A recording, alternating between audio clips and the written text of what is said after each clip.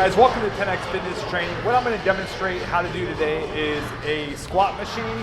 So most gyms will have this, and this is a great exercise for the quads because you can add a lot of weight to this exercise.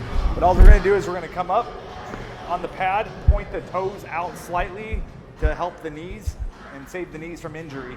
So all we're going to do is we're going to get the weight up, unrelease the lever right here, and then we're going to squat down. 90 degrees with the legs, all the way up and squeeze at the top.